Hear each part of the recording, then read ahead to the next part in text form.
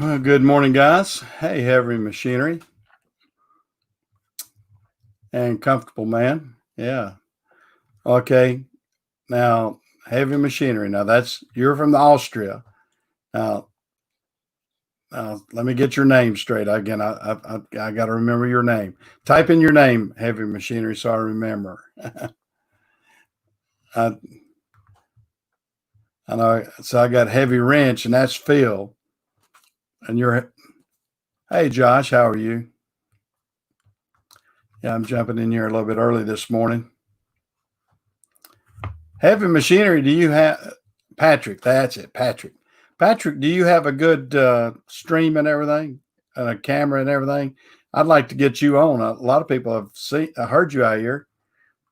Would you like to get on? Hey, Greg, how are you this morning? Hey, Trucking OD. Ralph, how are you doing, Ralph? Hey, Jeff Senior. Yeah, I'm trying to jump in here this morning and get started. I am tired. A lot of people they want to know why. I'm working all the time, and I got to think. I said, "Well, I'm working 7 days a week. I believe I am working almost all the time, but I am a tired camper this morning. It's kind of one of those days that catches up with you, and I don't. Uh, I even had a Saturday video I was trying to get out, and I worked on it yesterday, and I wasn't over here where I got the high stream audio. I mean, the I got the Wi-Fi. Well, not just Wi-Fi, but I've got the high bandwidth and everything over here at the dealership. And I didn't use that. Use it from home and spent all night long trying to get a 2 or 3 minute video up, and it wouldn't even get up on the airways this morning. I got up this morning. It still said it like it was only 45%, and it's only like a 3 minute video. And I said, man, I'll just wait till I get over to the dealership because it's the bandwidth over here is really good, and the bandwidth on my DSL sucks. to put it bluntly, DSL sucks. Uh, or whatever, Uverse is not even DSL anymore. It's Uverse, and that Uverse out where I'm at really, really sucks. Yeah, Phil had a good live feed. I was on it for about an hour or so. I had to. I was just wore out. Uh, had to get off and get a little bit of rest, and then of course started getting phone calls at 5:30, 6 o'clock this morning on dispatching, and I'm low on drivers right now. If anybody knows anyone that needs a job in the Charlotte, North Carolina area, and they've got experience with tractor trailer and doubles, I need them. I am low on drivers right now. They're throwing so much work at us at FedEx. It's pathetic. Yeah, I need to. So get the word out. If y'all know anybody in the Charlotte, North Carolina area that has got driving experience, please give me a call, and I'll put my phone number. I'll just do that right now. I'm gonna put my phone number out here that they can call me. And so if somebody, whoops, I was about to put the wrong phone number. About to put my wife's house number there. She wouldn't like that if the house phone number was ringing off the hook. But I'm going to put this out there, and this is for me. That's who you can talk to. So I'm going to put that out there for me this morning. And if anybody knows anyone in the Charlotte, North Carolina area, please give me a call because I need some good drivers. They got to have 1 year's experience, doubles endorsement, clean driving record, and be able to be flexible there. So I need to be able to I need to get some drivers that will willing to work, and we have got plenty of work in the Charlotte, North Carolina area. It's unreal how much work we do have. So those that know someone that's maybe laid off from a job, if they want a part-time job, whatever, I'll take part-time or full-time on this driving job. So I'm kind of desperate for that right now. I have been working my fingers to the bone for the past few weeks, and and you know what they say: if you work your fingers to the bone, what do you get? Bony fingers. So that's where I'm at right now. I've got bony fingers from doing all this stuff, and uh,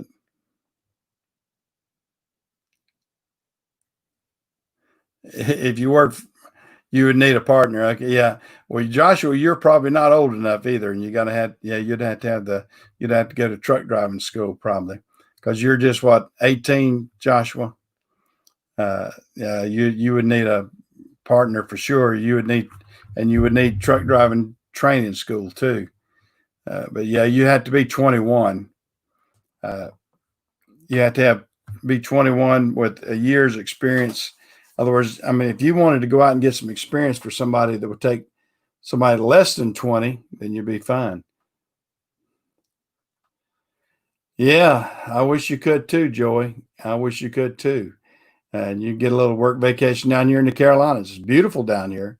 Our weather's been beautiful, and this is a pretty time of the year. So you know, it would be nice. It'd be really nice if I could get somebody. Technically, you're 19. Okay, well, if you're 19, 18, 19, whatever, you know.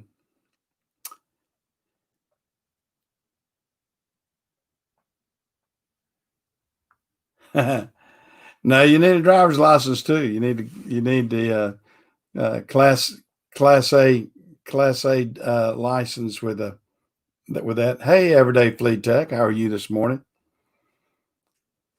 Yeah, we're out here trying to get things rocking and rolling this morning, and trying to uh, you know get some things straightened out.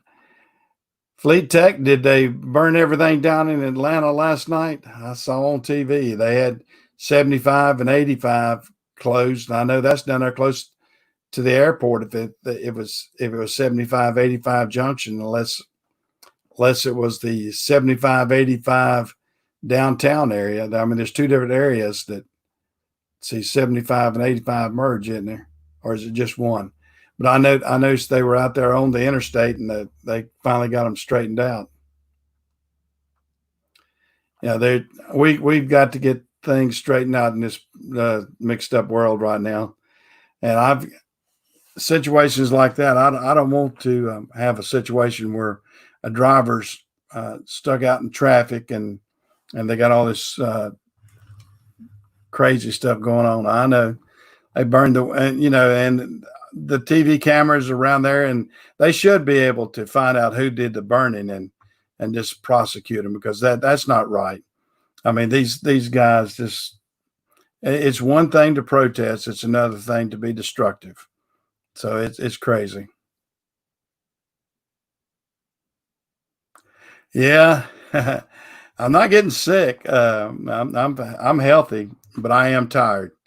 It's one of those situations that you just get tuckered out after uh, doing the same thing day in, day out, and uh, you get a level of frustration too.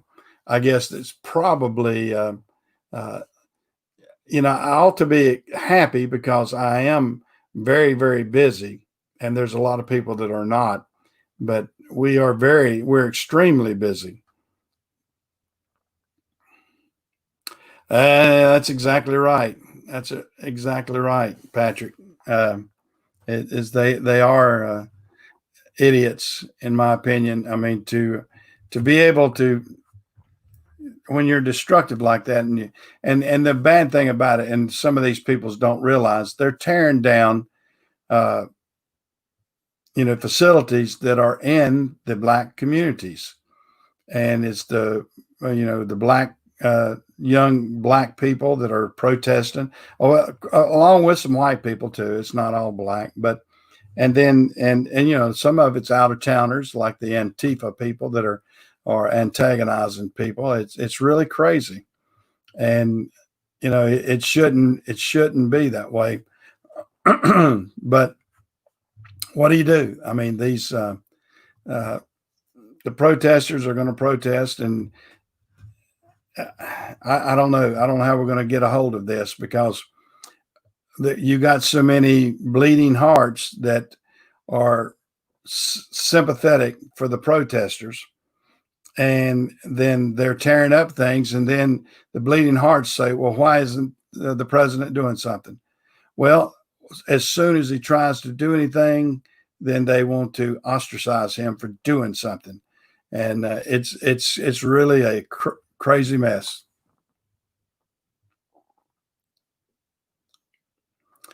Yeah, yeah. Everyday Flea Tech. Yeah, talking about the Beatles song "Revolution." Yeah, yeah. I grew up in the age of all that music. I mean, that's my music. Revolution, uh, Eva Destruction. Uh, you think about that, and for what it's worth, that's another song that was a protest song. Just a lot of different songs like that. If you go back and listen to that, I actually, and a lot of you guys, I don't know if you do or you don't know, I actually do a radio show too, and that may be another reason I'm tired. I do a radio show each Tuesday morning. Uh, Now I'll have to put this on there in case anybody wants to hear me on my radio broadcast. I do an oldies show, and when I mean oldies, I mean from the 50s, 60s, 70s, and 80s. So it's oldies. It's for y'all guys. For some of y'all guys, that's really old. For some of you guys, like Joshua, that's way before you even were thought of. That's oldie for your parents. But uh, let me put this on here. Hey, trucking, biking Bill from 850 Phoenix Terminal. Okay, wait a minute. Now, is that a FedEx terminal? 850. I don't know. I don't. It could be, I guess, because I'm trying to think the codes out that direction. That sounds like some that are out that way.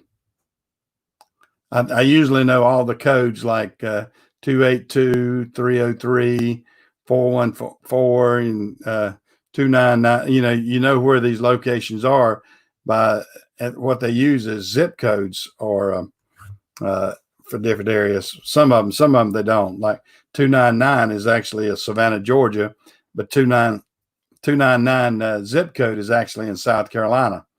So I don't know how they ended up with the 299 prefix on that one. 48's not old. My children are that age. I have a daughter that's 49 and a son that turns 47. That turns 47 a little over a week. And I'm going to be over here broadcasting on my birthday in just a couple of weeks. My birthday's the 28th. So all y'all great guys, maybe I should put my address down. You can just send the birthday cards to 223 Ed Rudisell Road, Cherryville, North Carolina, 28021, and address it to me. And happy birthday on June 28th.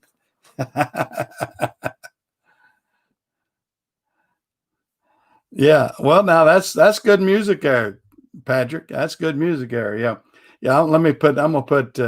Now, if any of you guys want to tune in, I'm gonna put this.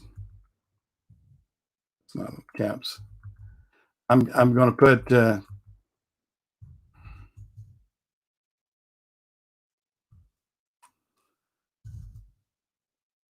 And I'm putting and it'll be on Tuesdays. That's when the.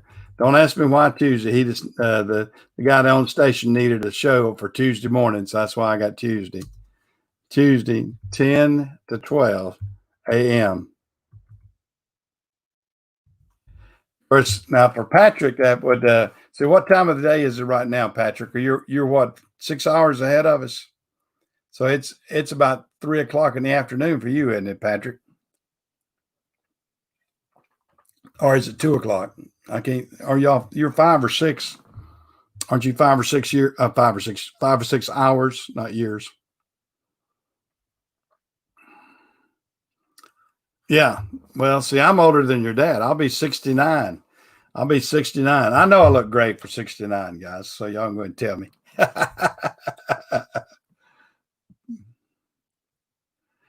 15 minutes past 3 o'clock. Yes, 15 minutes. Well, it's 13 minutes here. Mine says 13 minutes past 9 o'clock here. So, yeah, 6 hours difference. Yeah. Now, Dale Earnhardt Sr. and I were exact same age. So, if you ever want to know how old Dale Earnhardt Sr. was, Dale was a couple of his birthday was in April and mine's in June, but we were both born in 51. I grew up seeing Dale when he was a kid too, on the track. He wasn't that far from here. I mean, Dale lived over at Kannapolis, which is just about probably 50 minutes from here. But he used to race on Metrolina Speedway, and I saw him when he was driving a pink car. So he if you go back and look at the history things, Dale had he drove. I know he had Whitaker. He was what was the guy? Spunky Whitaker or something. Anyway, there was a tire shop that sponsored him, and Dale actually just worked in his shop during the daytime as a tire mechanic when he was like 18, 19 years old. Yeah. Yeah, you go back and look in the old history stuff, and Dale Earnhardt, one of his first cars was pink. So, yeah, it was different. But yeah, I had I know Randy Morrison who lives here in the Cherryville area. He and Dale used to race all the time. They would race a good bit over there at Metrolina. Randy would beat him too. I mean, Randy was just as good a racer, but Randy didn't get the opportunity. But he was a great racer at the time. But you know, it's your door has to open up. Ralph Earnhardt Sr., you know, Dale's dad, Ralph Sr., he you know, he was a known racer in the area too. So that helped get Dale's foot in the door anyway, if you go back and look at the old history.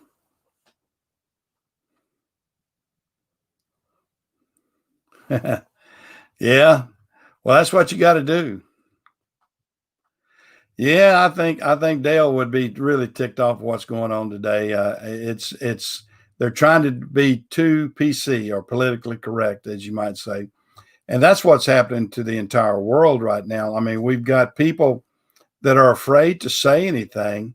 You know, like CPI security up here. It's based a lot, I think, in the Charlotte area. They had the Panthers and the Hornets and a bunch of other things, and somehow or another, the guy from CPI security said something not off cuff or anything, just something that somebody took wrong, put it up on Twitter, and just ostracized that man today. I mean, he lost big accounts and everything else, and that's ridiculous. That's ridiculous if you can't have a little freedom of speech and be able to say something. I mean, if somebody doesn't like it, so be it. I mean, it's a tough situation. We've got the Black Lives Matters right now that's going on, and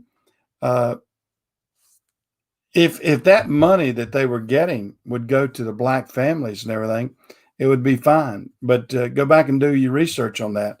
They have turned into a political action group, or they're paying into that, and it's not really good what's happening. It's sort of a strong arm of an organization right now, and I don't like the way that that's moving, and people are being ostracized if they say anything against it. There's well, you can't say anything against Black Lives Matter.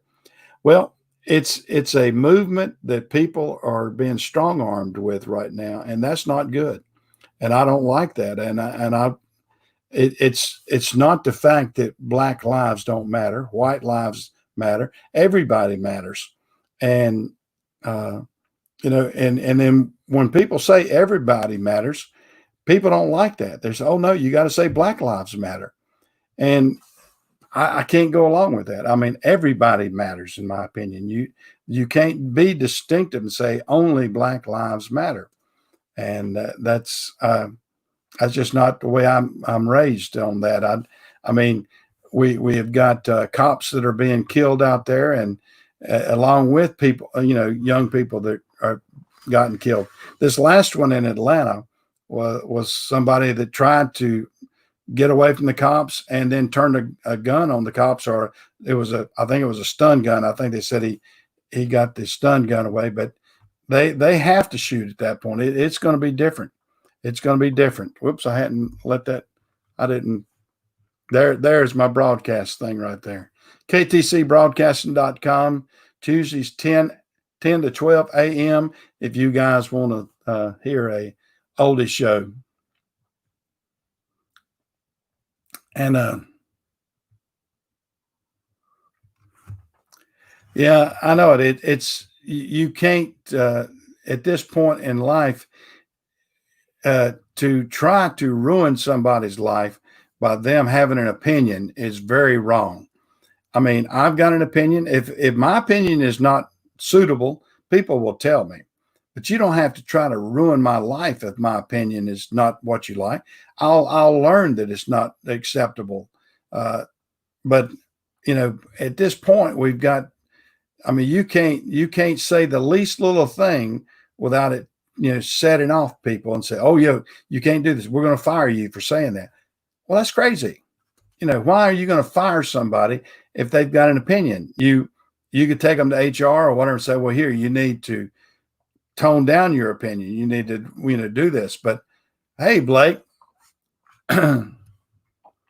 Blake, I have guys, I might have to apologize. Blake won some screwdrivers from me, him and Chris Richards. I've got them boxed up and I'm shipping them tomorrow. I have been so worked up. But that being said, you get something special in there too, Blake. So I actually got you a little surprise. So, hey, Kevin. Hey, Kevin, how are you? We're out here kind of chit-chatting about all this stuff that's going on and everything.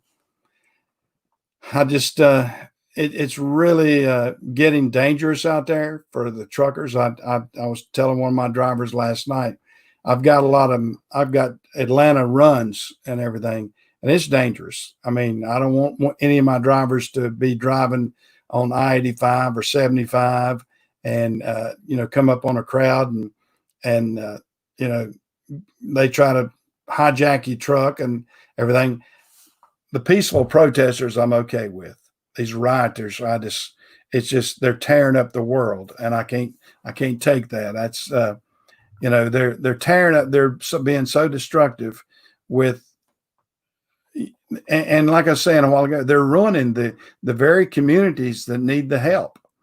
I mean, you look at the ones in Minnesota, you look at the ones out in Seattle and a lot of different places, and they're burning down and tearing up places that are not going to be rebuilt, and that's the very communities that need that help. When you got Walmarts blocking up all their stores because they're getting looted, and you can't fault Walmart or any of these places. I mean, if I was getting beat up, or if I was getting run over, I definitely wouldn't relocate. I mean, I would just, you get in a board meeting, you go, well, let's say we lost $3 million here or $10 million here because we got looted, we got tore up, our insurance didn't pay for this, and bam, bam, bam. It's terrible.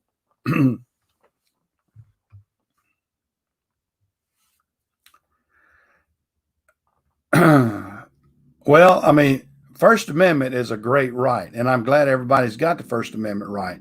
But once you cross the line and you get into the destructive part, your First Amendment rights then at that point are kind of hit the brick wall, because you have gone from being a freedom speaker into a radical person and tearing up things, and that's not good.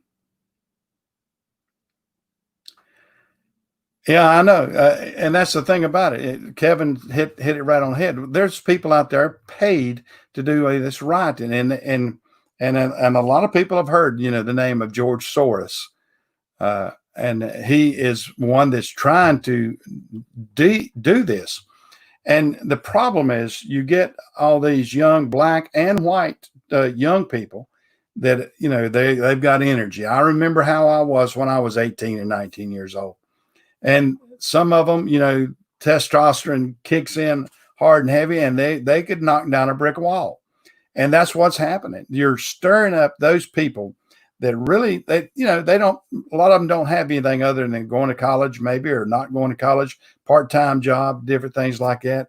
And they don't have the incentive to do right.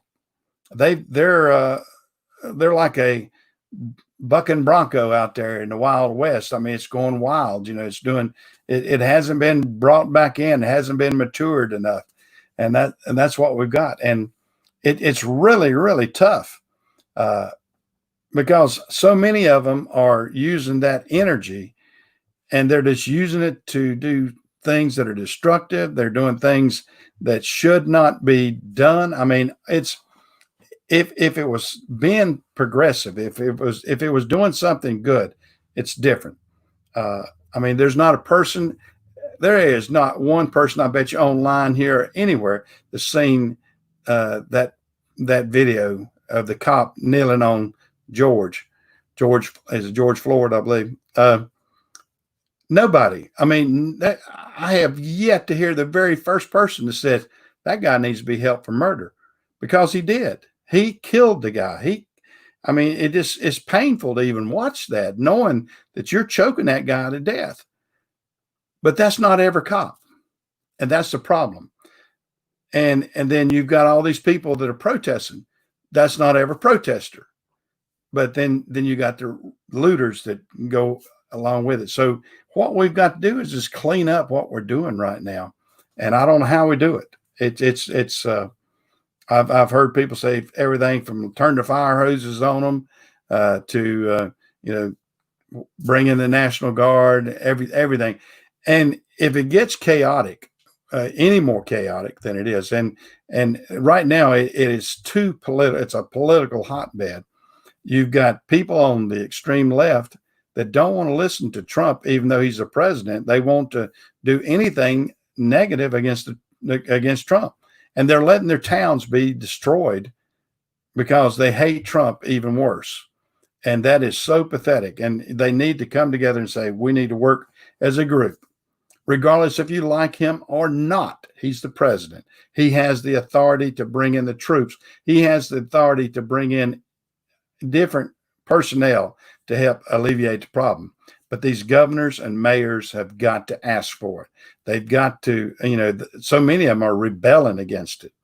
I mean, you want to take that lady that's a Seattle mayor and just kind of, smack her.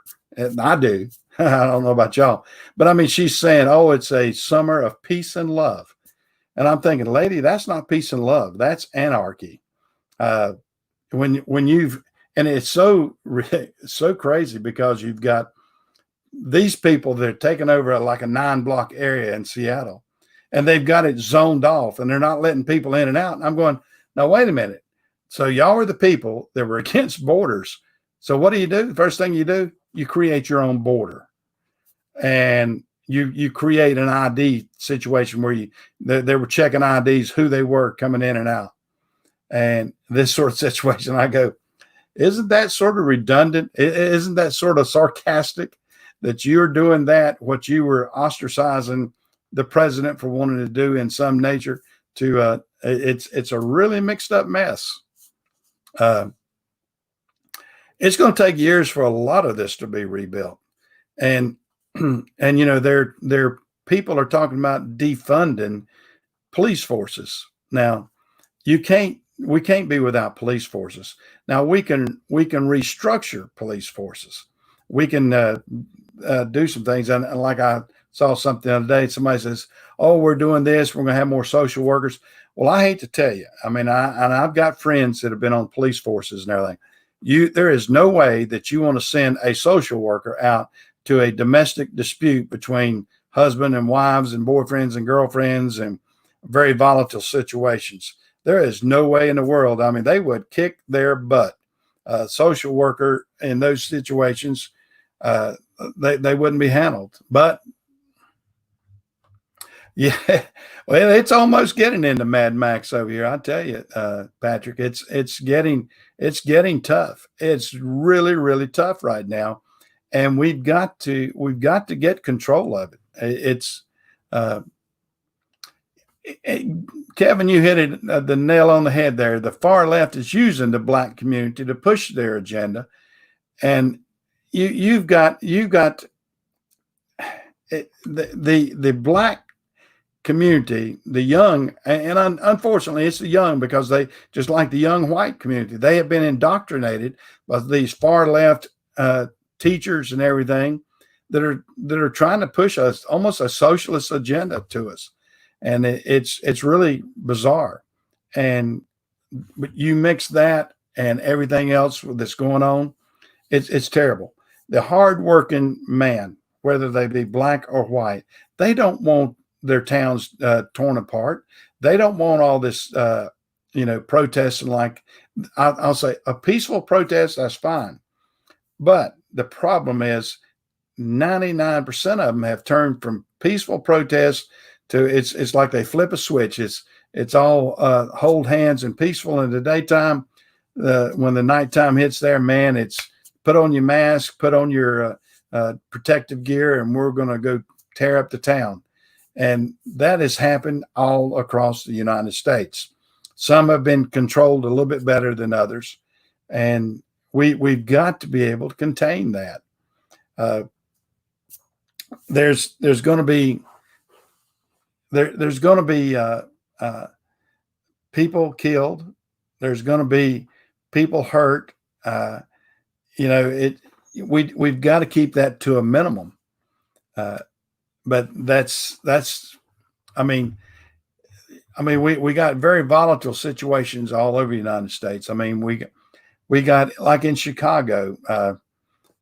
Not to run it down on one way or the other. I mean, we have young people, black on black, murdering each other at a horrific rate in Chicago, and they can't seem to get it under control. The Chicago mayor, between that and then the protests that have come on, it has really turned that town upside down. But we've got to be able to get this world into better shape and control some of this anarchy that's going on. I mean, I don't know what else to say other than, it's really, really tough.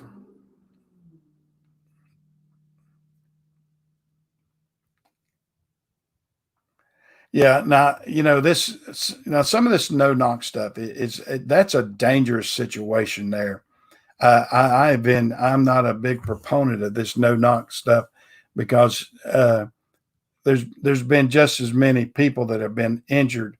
I mean, I investigating everything fine. When they know exactly what they got, that's fine. But when you're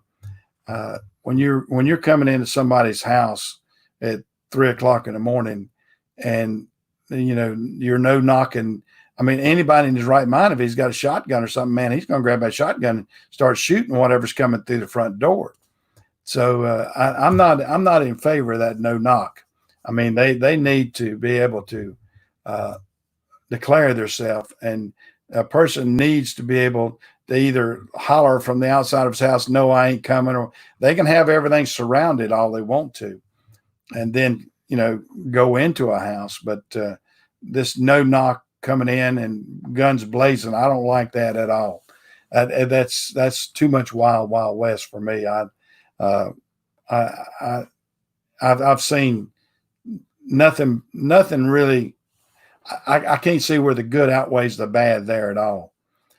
So that would be something that I would like to see reformed. That's me personally. Uh, the other thing, we've got to be able to educate the young people on how to approach a policeman and how to respect a policeman. I mean, a policeman is not going to be attacking you, but you can't come at the policeman with an attitude before you even ask what's going on, because I don't care who you are, you can be pulled over. I've been pulled over. Uh, if you're driving the wrong car in the wrong place in the wrong time, and they get a APB on that kind of vehicle, then you can be pulled, for something like that. But you've got to be aware. I mean, I've been pulled, and I'm like everybody else, and you're sort of pissed off in your mind. You go, "What the hell am I being pulled for?" Uh, and then you have to find out. And then if they, you know, and I've had some of them. Well, I'll give you, for instance, I was, and I got a little bit irritated with the young policeman, the young highway patrolman here in North Carolina. Uh, I was headed to work, and at that time I was working night times in Hickory, North Carolina, and I saw the policeman, and he had been washing his car or something like that, and he pulled out from behind me, and I was going up the road, and I was going up the road fine, and he pulled me over, and he asked me, he said, from all my stuff, and I said, "Well, sir, what was the problem?" He said, "Have you been drinking?" I said, "I have never drank in my life. I am not a drinker." He said, "Well," he said, "we've had a report of people drinking and going up through here and all this." I said, "Well, that's fine." I said, "I'm headed to work." And at that time, it was RPS. I had my RPS uniform on. And I said, "Sir, I drive a tractor trailer truck. I don't drink. I don't smoke. I do what I'm supposed to do." He said, "Well," he said, "You crossed the yellow line a little bit." I said, "No, sir, I did not." And he said, "Well, I think you did." And I said, "Sir," I said, I saw you in my mirror, and I knew you were highway patrol." I said, "But I did not cross the." He said, "Well, I'm gonna have to give you a warning." I said, "I'm not going to accept a warning ticket because I did nothing wrong." And at that time, I was good friends with the district highway patrol, the guy that was in the district. And I said, and I dropped his name because at that point I thought I needed to. And I said, "Go ahead, and if you feel like you need to give me one, go ahead." I said, I'm gonna call so and so, and I dropped the name of his boss, and he said, "Oh, you know him?" I said, "Yes, I do. I am actually friends with him." And he said, "Well, I won't give you one this time." And I could see where this guy was crossing the line, wanting to give me at least some sort of ticket when I knew 100% that I was right, and he knew that I was 100% right. But he felt like because he threw his blue light on, that he had to give me some sort of ticket. And I can see where young people that get stopped can get into that situation. But you got to bite your tongue. Uh, and unfortunately, I didn't, but I got away with it. And you've got to be able to, I don't know, not put yourself into, I guess bite your tongue, go ahead and take your punishment at that point, and then go about your way and then try to defend yourself. I mean, I could have defended myself, and even with a warning ticket. But I mean, my driving record, I can't even have warning tickets on mine. I know it's a crazy situation out there. Anybody that drives for a living, warning tickets will go against our CSA. They didn't have them then, but now they do. I've had guys say, "Well, I just got a warning ticket." I said, "That's fine, but you've got a CSA violation." He said, "No, I didn't. I got a warning ticket." I said, "No." I said, "You look at that ticket. There are CSA violations on there because they stopped you." And my guys don't understand that. They see that's one of the kickers they do now. They will give warning tickets out because you can't dispute a warning ticket, but it will be a warning ticket of you doing a violation. Like I had a guy that was doing a lane violation. They gave him a warning ticket. He said, "Well, I didn't get a ticket." I said, "But you got a CSA violation because you were warned about that." And they don't realize that. No, I didn't jump out of the. I'm not going to fight a policeman. I might discuss with him, but I didn't. I'm never going to jump out of a car and fight anybody, or try to be drug out of a car. And if I'm asked to come out of the car, I will. Uh, and one thing you don't want to do is to arbitrarily get out of the car before they come to the car. I found that out the hard way, and I didn't realize it. I thought it was actually I have several friends that are policemen, and I had a blue light thrown on me. Oh, this has been 15 years ago. Probably my son was with me in the car, and I guess it's been longer than that because, yeah. Well, anyway, the highway patrolman threw a blue light on me, and as I was when I saw it, I said, "Well, that's probably Rodney, a friend of mine." I said, "He's playing a trick on me," and I stepped out of the car, and boy, that was a mistake. I mean, he came over the loudspeaker, "Get back in your car," and I go, "Okay." I said, "That's not Rodney," and so. I got back in the car and he ostracized me and gave me down the road and and unfortunately I got a ticket out of that one too. I had to I got it reduced, but I got a ticket for they had just changed they had just opened up a section of 4-lane, and this particular part of the 4-lane was still actually too low of speed limit. They've bumped it since then. They had it at 35, and it should have been 45 or 55 at that point. And everybody was running about 55 through there, and I got caught doing 45 and a 35, I think. But that's the way life's going now. It's a tough situation out there. Let me catch up on some of these. Hey, Chris, I was just telling Blake in here just a few minutes ago, I have got both of y'all's packages out here in the car ready to ship. I finally found boxes, but you get something a little special, and I threw a little extra in there. And I do apologize for my delay on getting that to you and everything. Chris, are you still in here? I'll see you here back a little bit longer. Are you still? Type something in here if you're still in here. But I hope you and Blake will accept my apology for being late.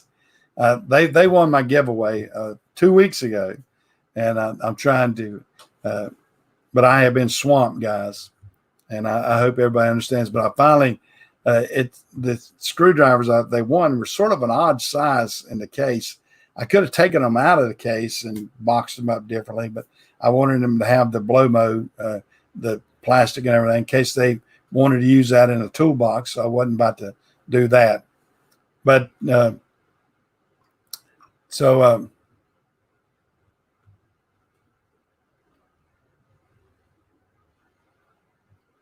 yeah, I know it. And Kevin, I know you see both sides of the street a lot better than a lot of us do. I mean, you're a hardworking man out here every day, doing your job, working, driving through these terrible situations. I mean, y'all had a bad situation out in St. Louis and everything that involved a FedEx ground truck. And, people have got to. Oh, well, I appreciate that, Blake. I hope you and Chris will accept my apology for being a little bit. Well, that's why I had the case. Well, actually, I got one that sets right here. This is not set. This is the one with the price tag on it. So I'm putting this back on the shelf. But it's got a pretty heavy duty case, And I said, well, I could take these screwdrivers out of that, but darn, I wouldn't want to. And I could have made it more compact. But I said that's a good case right there. And but I hope you guys will like it. And like I said, I put something special, nothing major, but I put a little something special in both boxes. Hopefully y'all like that. And I had to get my guy said, well, don't send that box out. I think one of them come in a I don't know if it's an oil box or something. I had to kind of turn it sideways and put all the packing in there. And then they said, well, we better take these markings off there or they'll think it's liquids or something in there, and it's not. So I've got to, get that in that shape. But I hope everybody is doing well out there. This is, like I said, the whole United States has been in a tough situation. Hey, Shoestring, another FedEx guy right there. Shoestring works for FedEx Freight out in Greenville, North Carolina.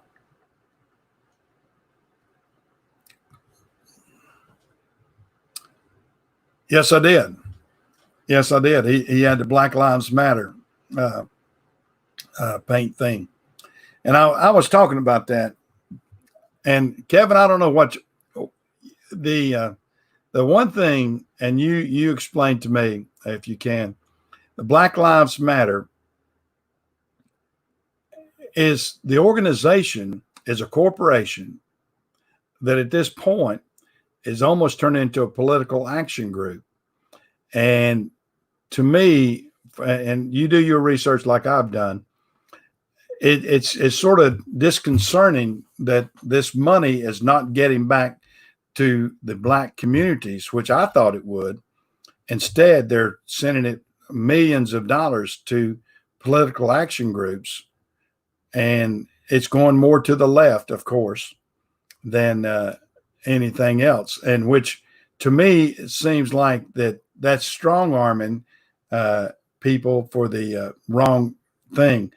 To me, if Black Lives Matters was used to do social programs in communities and things like that, it'd be one thing. But they seem, and you do your research like I've done, and see if I'm not right about this. They're tied in with a group called something blue. I'm trying to think of it. Anyway, they're tied in with a political action group that they're funneling the money that way. And to me, that's not right, because these, and you see if I'm not, my thinking was that was going to go back to help community outreach of Black communities and everything, not political action groups. And that's what I'm getting at. And to me, and when it's George Soros is an evil man, and if Black Lives Matters is controlled by him, I don't like it at all. If Black Lives Matters, I mean, to me, it gives the appearance that should be a social group that would help Black communities, help social programs in Black communities, help the community outreach and food banks and different things like that. Instead, they've turned it into a political action group, which is not good. Now, the slogan of Black Lives Matter is not a bad thing, because yes, Black Lives Matters. Everybody's matters, and of course, people run you down if you say all lives matters, and so we're really a crazy situation there. But yeah, it's I want to say we need to have something good like Black Lives Matters that would be a good group, but when they flip it to a political, then they have turned it upside down. It's not. The people are not getting what they are in. It looks like they're getting. And that's what's aggravating. Yeah, it's something like that, Jeff. It's something. I'll have to look it up. I saw that Candace Owens had something up about that, at like Act Blue or something. But they were turning around, kind of strong arming some of these major corporations, giving millions of dollars, even billions of dollars. The Bank of America gave a ton of money, and then that flips around to goes to one side of the political spectrum, which is wrong. And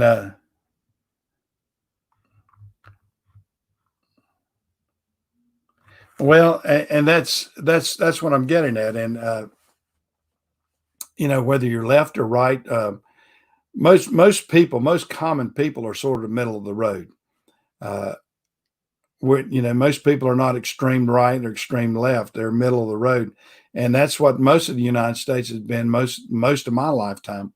And then just the past few years, it's gone extreme left or extreme right.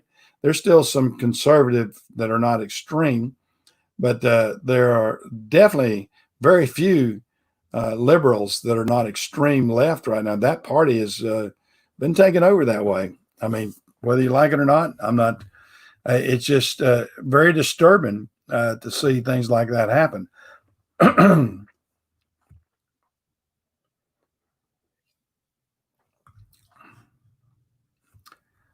Well, and that's the crying shame. You hit the nail on the head, Kevin. There he was, and if you saw his funeral, he was a well respected. He has as many white people and black people that came to his funeral, and yeah, he was trying to protect his friend's pawn shop and was gunned down by rioters, looters. I mean, and that was a black policeman killed by a young black man because he was a thug. I mean, that's all you can say about that. That was a young thug. And it's crying shame. I'm there. That man, he worked all of his life in police, as a policeman, as police. I think he was a police captain, retired captain, and gunned down like a dog uh, over something in a pawn shop. I mean, that is so pathetic. That is so pathetic. It just reeks. That one reeks at your heart too, because I mean, that man worked all of his life, and had a lot of grandchildren and children, and then that. Oh, it's terrible. Well, hey, Ag Tech, I'm glad to see you get in here. Well, you're on the West Coast though, or so it's sort of hard for you to get up as early. And then I've got Patrick over here on the far, far east part, over in Austria, and yeah, and then and I hope I don't insult anybody by saying all lives matters, because all lives do matter. Uh, it's a really tough situation that we get in there. It is a very tough situation, and so it's a political hotbed right now, and I wish there were some quick reliefs to that, and that's and I'm a person that people have asked me about different things. I employ probably, and I would have to count the numbers. I employ probably 60% of my drivers are black, and then I have several Hispanic that are legal. They have to have their I-9 and everything. They're legal. I've got a guy from Costa Rica and one guy from Panama area. I can't remember, but I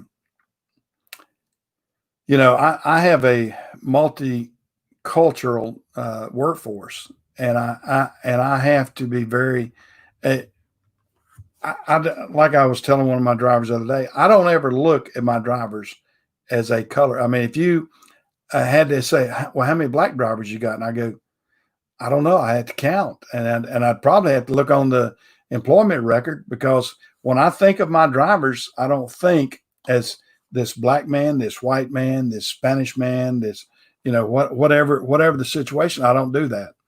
I mean, I think of them as drivers and individuals, and I don't picture in my mind a race, and I picture their personalities, and what I'm getting from that, because once you get past that, it's a lot better, and I try very much so to treat every single one the same.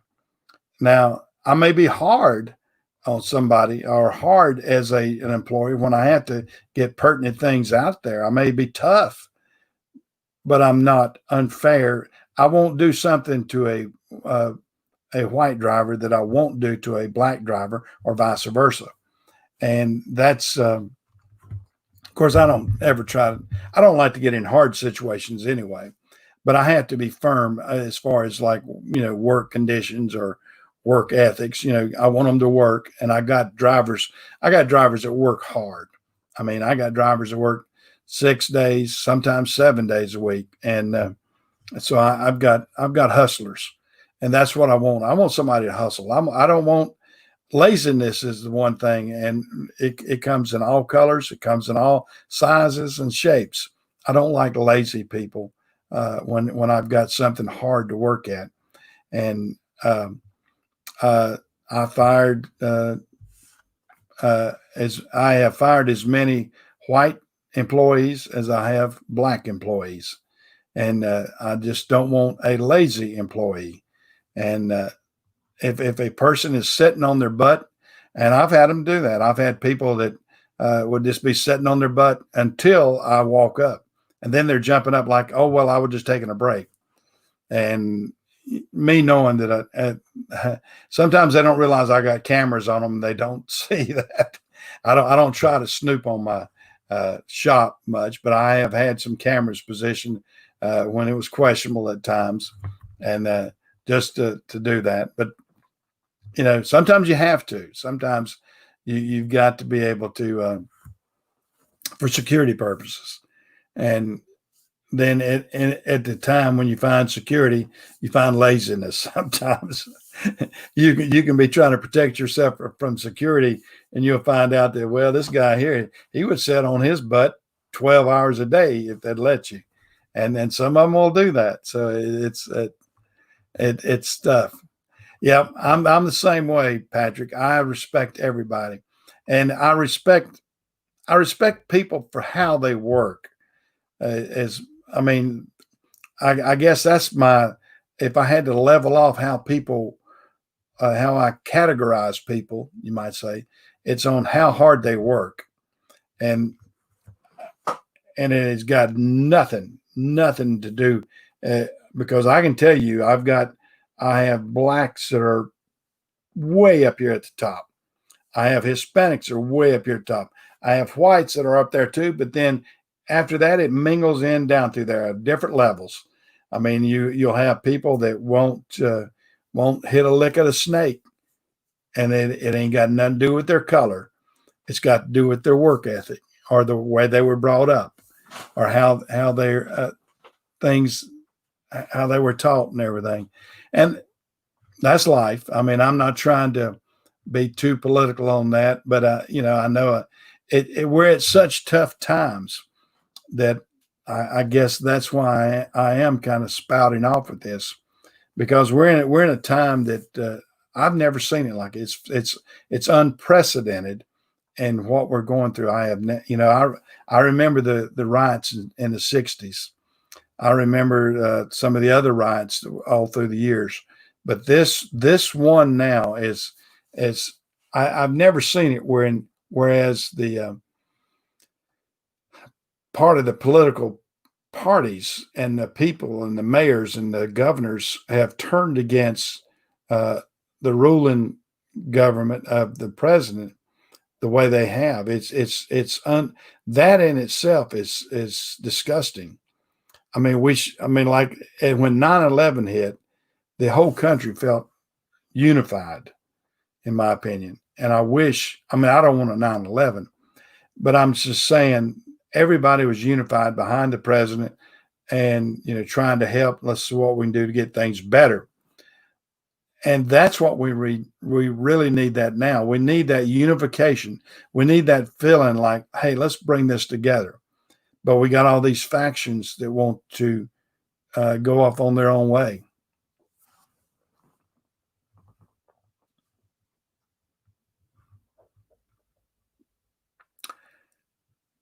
Kevin, you're such a smart man. I really appreciate your what you're saying, and you are so right. And as a black truck driver, you understand this 100%. And I've been trying to beg Kevin to move to North Carolina because he's on the road all the time. He works hard. He's the kind of, I have several drivers like him, and I'd love to have him working for me, because that's what makes my workforce great. I mean, I've got some hustlers like Kevin, and that are out there, and he and I have kind of chatted before. Anybody that's talked to or chatted with Kevin, he's here, he's in St. Louis, he's out in California, he's all over. And if he lived in North Carolina, or if he lived in Savannah, Georgia, I would love to have him move down here and help me out, because he's definitely a hard worker. And that's what life's all about. I mean, I have, like I said, I've got several drivers out there. I've got several working today that are exactly that way.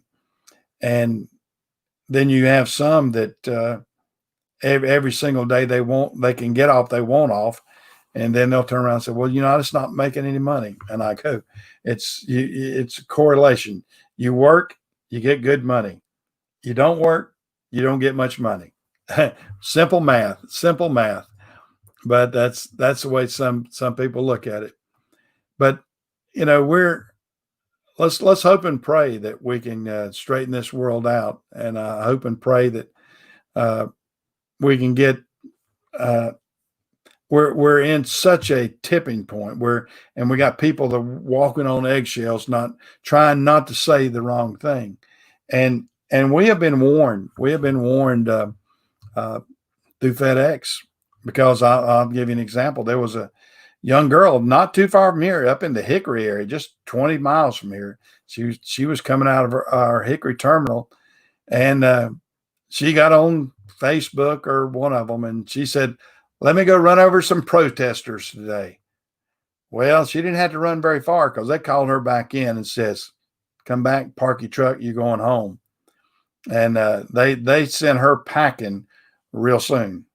And then there was another FedEx driver that was in, I think it was Baltimore area. I can't remember, but they were those protest march going by, and they got out in front of their house, and a couple of the guys, I don't know, they've been drinking too many beers, and they sort of reenacted the George Floyd thing, where they had a knee down on somebody's neck and sort of stuff, and they were gone too.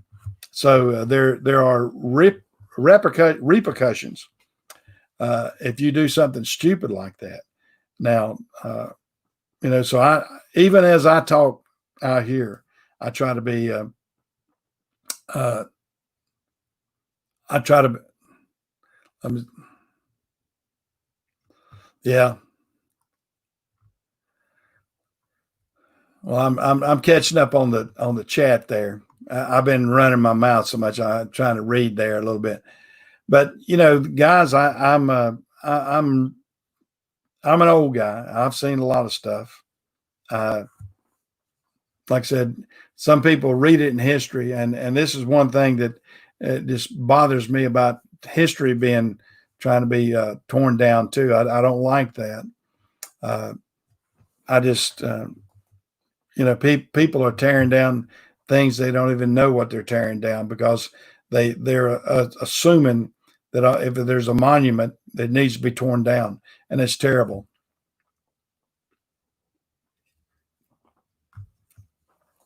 And somebody was talking the other day that do they ever drink Coca-Cola? And somebody was asking, and we were talking about Bubba Wallace, the black driver for Richard Petty, and wasn't he in the Coca-Cola family? And they said, if you want to go back and look at your history, the founder, the guy that invented Coca-Cola, was a lieutenant general in the Confederate Army. So, of course, now he sold everything off and all that sort of stuff. But the guy that came up with the formula for Coca-Cola, and of course, you can read the history on him too. He ended up losing everything he had because he was addicted to opiate. He had gotten hurt or something, I don't know, and got on opiate. And he wanted to have an alternative to that, and that's where he came up with Coca-Cola. And the original Coca-Cola, they said, had cocaine in it. Now they've changed the formula that there's not cocaine in that, of course, but for a long time, and I remember one of my school teachers telling me this, that her dad would not let her drink Coca-Cola because it was said to have had cocaine in it. And they said in the early formulas that it did have some cocaine, but it was designed by a gentleman and go. You have to go back and look the history on this. You can go back and Google it, and yeah, they go back and look at. I'm trying to think what the guy's name was, but anyway, he was a lieutenant colonel, I think, or lieutenant something in the Confederate Army in Atlanta, Georgia. Actually, I think he was up there from around Marietta, somewhere in there. But he's the guy that came up with the formula for Coca-Cola, invented Coca-Cola, and all that sort of stuff. So it's fun to. Yeah, everything. I don't know what it says on this one here. It doesn't show cocaine, but and the special formula they don't put in there what it is. It's carbonated water, caramel color, phosphoric acid, aspartame, potassium benzoate, natural flavors, potassium citrate, so on and so on and so on. I don't want to read them all, but yeah, the special formula that for Coca-Cola is I don't know what it is. I guess they allow them not to put that in there, but they said the original one, not the one we've got now, but the original one did have some cocaine, and it was, like I said, it was invented by the guy because he was trying to find an alternative to get off opiates and that sort of stuff. Well, guys, I have about talked my voice out. I really, really appreciate everybody jumping in here and all the and all the comments and everything. And you know, it's a good discussion. It's a good discussion. I like to have free discussion. We may not agree with each other on everything, but it's a good discussion. And you know, y'all come back, talk with me, chat with me, and hopefully we can come up with some good conversation in here, and everybody can enjoy themselves. So y'all take care. I'm going to get out of here because I've been on here a little more than an hour, and that's about all this old voice will take. And I've got to upload. I got to finish uploading Saturday's video where I talk about some radiators. I've had some radiator issues this week. So I'll catch y'all guys later. Enjoyed the chat this morning. See ya.